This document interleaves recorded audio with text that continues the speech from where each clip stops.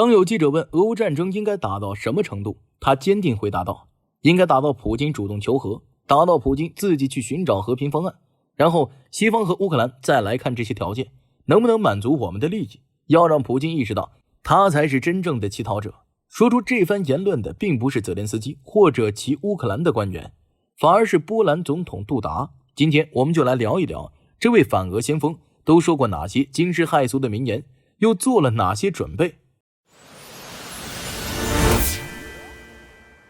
杜达可以说是将乌克兰的胜利被视为波兰的胜利，这背后的逻辑也十分通俗易懂。从地缘政治角度看，乌克兰与波兰接壤，若乌克兰在战争中失利，俄罗斯势力可能进一步西进，直接威胁到波兰的安全。因此杜达认为，一个强大且独立的乌克兰是其抵御俄罗斯影响的重要屏障。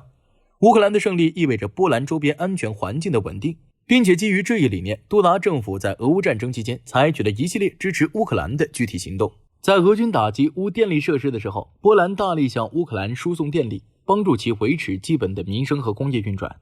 这一举措不仅体现了波兰在能源领域对乌克兰的支持，也在一定程度上缓解了乌克兰因战争导致的能源短缺问题。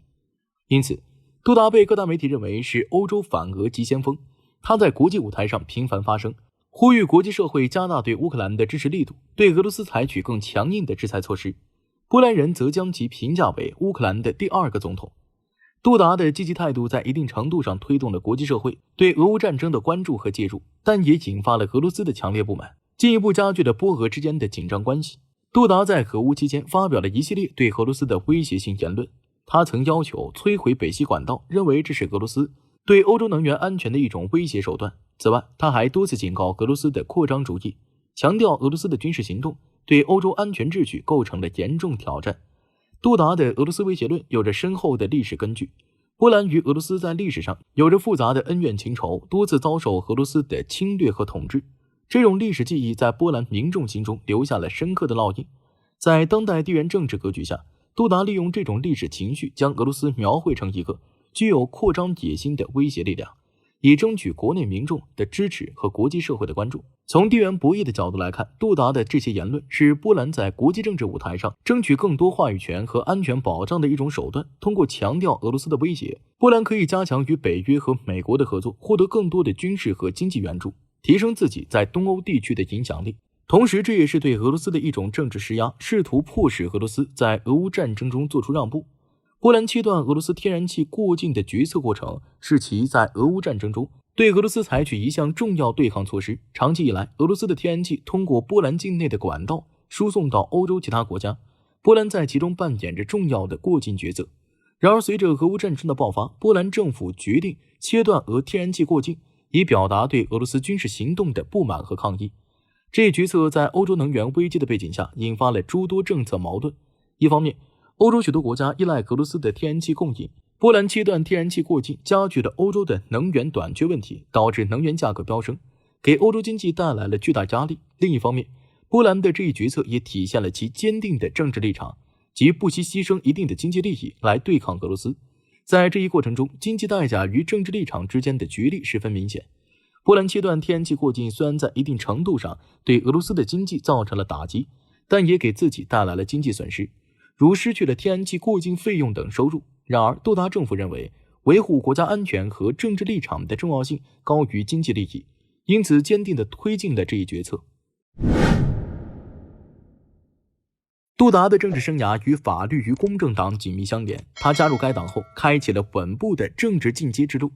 起初，他在党内担任一些重要的法律相关职务，凭借扎实的法律专业知识和出色的工作能力，逐渐在党内崭露头角。他积极参与党内政策制定和法律事务处理，为党的发展贡献着自己的智慧和力量。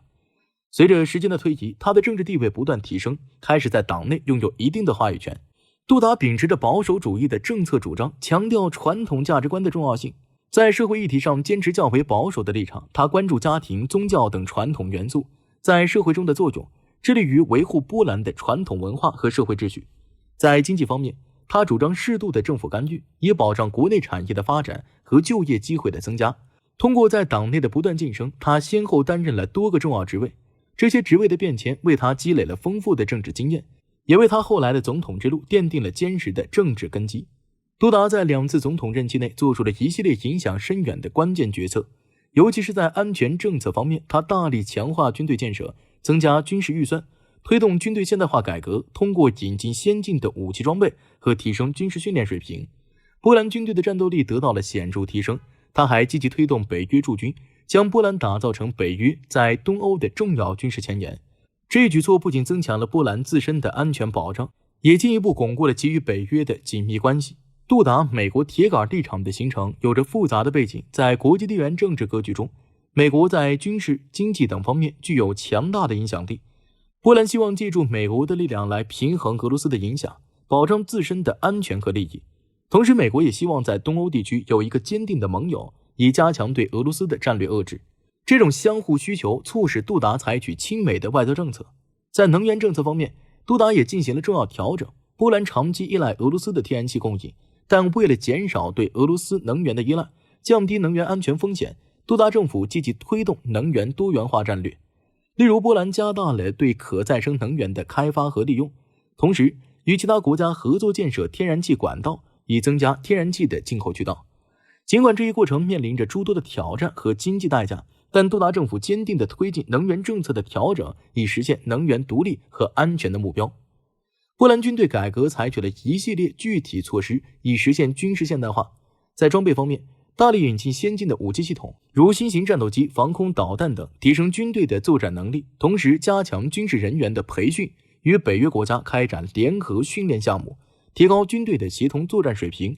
接纳北约核武器是波兰安全战略的重要一环，其战略意图明显。一方面借助北约的核威慑力量，增强自身对俄罗斯的战略制衡能力，弥补自身军事力量的不足；另一方面，通过与北约的紧密合作，巩固与美国等西方国家的盟友关系，提升在国际舞台上的地位。与俄罗斯在加里宁格勒的军事部署相比，波兰的军事力量仍存在一定差距。加里宁格勒是俄罗斯的一块飞地，俄罗斯在此部署了大量先进的军事装备，包括导弹系统、防空设施等，形成了强大的军事威慑。波兰通过军事现代化和接纳北约核武器，试图缩小与俄罗斯在军事上的差距，保障自身的安全。在北约体系中，波兰的角色不断升级，逐渐成为欧洲盾牌。通过频繁参与联合军演，波兰与北约其他成员国加强了军事合作与协同作战能力。例如，在一些大规模的联合军演中，波兰军队展示了其快速反应和作战能力，为维护北约东翼的安全发挥了重要作用。波兰还成为了北约的武器中转站，大量的军事装备和物资通过波兰转运到其他地区。这不仅体现了波兰在北约军事后勤保障中的重要地位，也进一步加强了其与北约的紧密联系。作为欧洲盾牌，波兰在北约的东翼的防御中承担着关键责任，其地理位置使其成为抵御外部威胁的前沿阵地。通过不断提升自身的军事能力和加强与北约的合作，波兰为维护欧洲的安全稳定做出了重要贡献。杜达与亲欧派总理图斯克在诸多政策上存在显著分歧。杜达所在的法律与公正党秉持保护主义路线，强调传统价值观和国家主权，在社会议题上较为保守，而图斯克领导的亲欧派则更倾向于加强与欧盟的融合，推动自由化改革。在经济政策、社会福利等方面，两人的主张也大相径庭。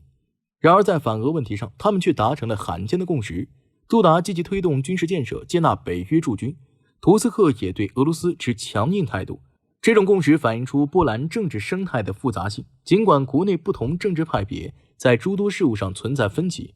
但在涉及国家安全和地缘政治利益时，能够暂时搁置争议，形成统一立场。这也表明俄罗斯因素在波兰国内政治中具有重要影响力，成为不同政治势力的一个重要连接点。